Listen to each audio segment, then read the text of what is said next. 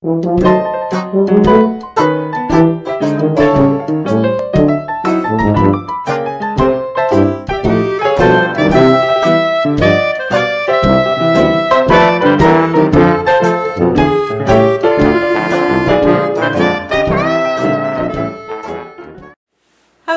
it's Grandmama. Time for another story from a Hometown Scrapbook by Ben Weatherwax. City of Nome. Hello there. Do you remember Grays Harbor's most spectacular fire? At least, that's what they called it when it happened. A fire that turned out 15,000 spectators and that burnt for 3 days and 3 nights and kept the place in the headlines for a solid week. Yes, it was something that kept itself in the news all over the Pacific Northwest for a full week, and was one of the most talked about events of the year 1927. That's the story that we find tonight in our Hometown Scrapbook called The City of Nome, and its story of a fire and disaster that you may still remember because it wasn't so many years ago, and as we like to say, just a few years back. So when Dick has taken the customary few seconds for our sponsor, we'll open the scrapbook to the story of a fire that made history, the burning of the steamship City of Nome in the Chehalis River. The First World War was still blasting away in Europe when the Elliott Bay Shipping Bay Company of Seattle laid down the keel for a 1,286 net ton vessel for Uncle Sam's bridge of ships to Europe. But before the ship could be finished, the Kaiser had fled to Dorn, the German army had quit, and the Big Four were plotting the slicing up of the German pie. Of course, we stopped on the ship and would probably have never seen the water had not been for the Bartlett Company of Los Angeles, who had been shopping for some of the surplus vessels that the government had on hand, and they found this unfinished job on this way. It could be finished as the kind of ship that they wanted, and they bought it on the way and gave orders for its completion. When it was launched in 1919, it had been christened the City of Nome. It was a diesel-powered motor ship capable of stowing from 1 million to 1/2 to 2 million feet of lumber, and late in 1919, it loaded at the Seattle mill and began a career of lumber logging throughout the Pacific waters.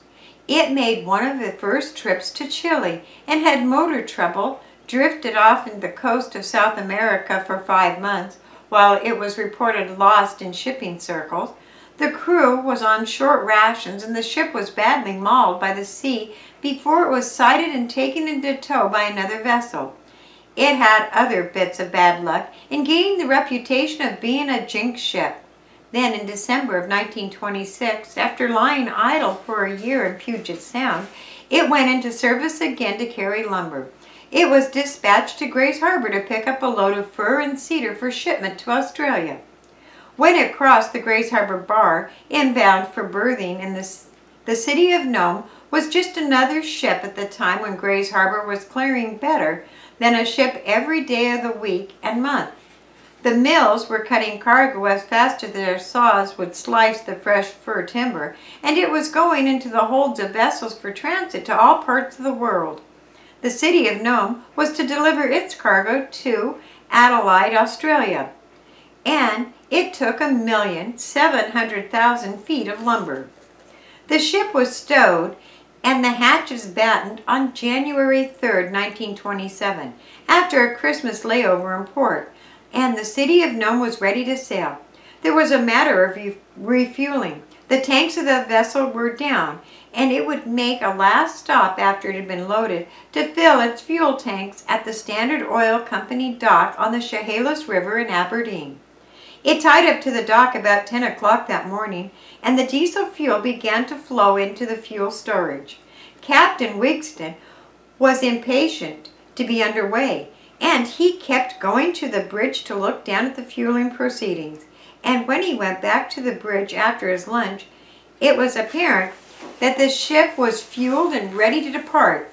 He gave the order to start the engines, and down in the engine room of the vessel, the crew primed the cylinders with gasoline and turned the big crankshaft over. Above the decks, the crew heard the sound of a backfire and the exhaust puff from a smoke ring. But that was not uncommon. What they did not know was that the motor had backfired, and flames had leapt through the poorly fitted exhaust lines and set fire to the accumulation of oil in the drip pan. It was several minutes before the crew in the engine room noted that the fire had started, and by that time it was too late. Although they had attacked the blaze with chemicals and hoses, the oil fire was already out of control. The chief engineer called the brig to report. The captain called the dock for firefighting equipment. At the Aberdeen fire station, the alarm ran out. Waterfront fire at the Standard Oil Company docks were set into place. That was an emergency alarm. Chief Bill Timberland, who was reading in his office, leapt from his chair and hit the brass pole. In a matter of seconds, the Aberdeen department, every engine that could be called on from the 3 stations, was racing to the fire over at the Old Sergeant's Boulevard entrance. As the engines approached the Standard dock, the leading engine slowed and stopped in the middle of the road. A second engine skidded and bumped, the first lightly. The old Whiter's pump piled into the other 2. It was a tangle of fire equipment and hoses, ladders, and men. But in a few minutes, the firefighters had strung their hoses. At least one pumper was coughing and puffing as it threw its steam water towards the city of Nome. Big Bill Timberland clambered aboard the vessel to survey the situation, and the first information that was received was the efforts of the 4 of the crewmen had been trapped below deck. The Aberdeen Fire Department went into action as a life-saving unit. With the smoke mask, one of the firemen went below deck to locate the men and lead 3 of them to the safety. But the 4th was trapped behind a wall of flames now coming up from the engine room. Aided by Captain, who showed them where to cut, they chopped a hole in the deck above the 4th man. Then all hands turned to fighting the fire. Chief Bill could see that he was going to need some help. One of his pumpers was damaged so badly in the accident that it would probably never pump again. A second had been damaged, and while it might get back into operation, its chances of being immediately available were pretty slim. He called for help from the Ulysses Tug Boat Company, and in a few minutes the tug Flora Brown and Tussler were churning up waters and throwing spray. They put their pumps to work and began to throw their stream of water into the hole cut on the side of the stricken vessel, or through holes in the deck. And within an hour, the Aberdeen department had arrived at the scene of the fire. It appeared they might be able to save the motor ship. The flames were diminishing, but there was a subterranean smoldering augured ill, and Chief Timberland wondered if it was safe to keep the vessel standing by the oil tanks, where the explosion would probably set fire to the entire plant. It was probably safer to move the ship into the stream before the sawmills on either back, and the Wilson Mill to the north and the Schaefer and Aberdeen Lumber and Shingle Mill Company plants to the south. He elected to keep her fast at dock. But this time, Sergeant Boulevard was thronged with cars and curious came to look at the battle of the firemen as they were struggling to beat down the flames. And while the corridor of the city police and state patrol officers kept the cars moving, their occupants left the cars at the nearest parking spots and covered the heights overlooking the river. At 3:30, Aberdeen smoke eaters thought they had things in hand, but at this point an explosion occurred deep in the hold of the ship, and in a few minutes a bright, fierce flame began to leap from the opening of the deck. A 700-gallon gasoline tank used to prime the motor had exploded and was now feeding the flames. Chief Bill called for more help. At the port dock, W.H. Peters, port manager, requested that Eagle Boat Number 11 of the local Naval Reserve Training Unit move to the fire and aid in the battle to control the blaze. By 4 o'clock, the Eagle boat was on hand, its square lines moored close against the burning vessel as the maintenance crew of the ship aided in the firefight. Still more help was needed. Peters asked the Coast and Giotti's ship's guide to aid in the fight against the flames, and the little ship tied up with the Eagle boat and began to pump its stream onto the city of Nome. It was growing dark early with the January hours when the guide came alongside the burning vessel, but the crowds that had now grown to thousands continued to look down on the dramatic scene being enacted at the Standard Oil docks and the continuous stream of traffic moving over Sargent Boulevard. Now the superstructure was blazing fiercely, and the Aberdeen fire chief decided to move it into the stream must be risked. He ordered the tugs to hook on and pull the vessel out into the Chehalis and hold it there. The line was put around the Dolphin at the Schaefer boom to hold her fast.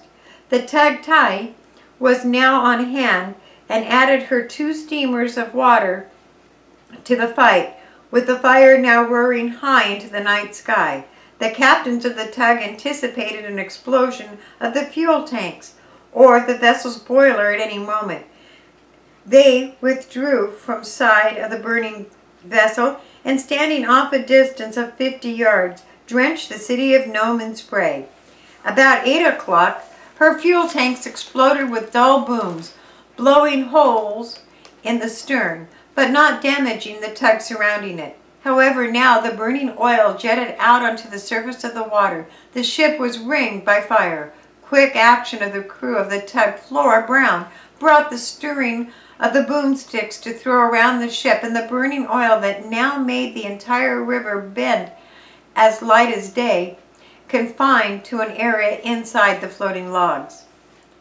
It was about this time that it was decided to scuttle the ship, and charges of dynamite were fixed and slung over the side of the vessel at the waterline and detonated. But while they blew holes in the ship's side, the water poured in. The lumber cargo, 1,700,000 feet, kept the ship afloat, and it wallowed in the waters of the river. Throughout the night, the city of Nome was a blazing torch, lighting up the sky for miles. An estimated 15,000 people watched, many of them all night long, and by morning the fire was still burning. It was Friday noon when it had started. It burned through Saturday and Sunday, and many of Grays Harbor residents made it a weekend to climb the heights of Dabney Hill to look down on the fiery spectacle. By Monday morning, it had burned to the water line, and the tugs took it to town and dragged it to the mouth of the Elliott Slough out of the traffic lane of the river. It was pronounced a total loss, and Timberland called it the hardest fire that the Aberdeen Department had ever fought. Port Manager Peters said the battle that had been staged may have saved the city from a great disaster, as the Hope was sold for junk to Charles Rosencrantz and Vic Morrison. The city of Nome was no more. And now, a few words from Dick Crombie. Yes, the city of Nome was a floating hulk of junk, but it was not through the jinxed career. When Morris and Rosencrantz went aboard to survey the salvage 1 week after the fire had started, the ship sighed and shuddered. Then it began to turn over. The junk buyers got off just before the hulk turned bottom up in the waters of Elliott Slough as the last refusal to cooperate. The city started a drive for a fireboat and a new pumper for the fire department. People stopped talking about Lindbergh's flight to Paris and substituted the city of Nome in conversation as they talked of the worst marine disaster the Upper Harbor had ever seen, and the story we find tonight in our Hometown Scrapbook. Thanks for listening.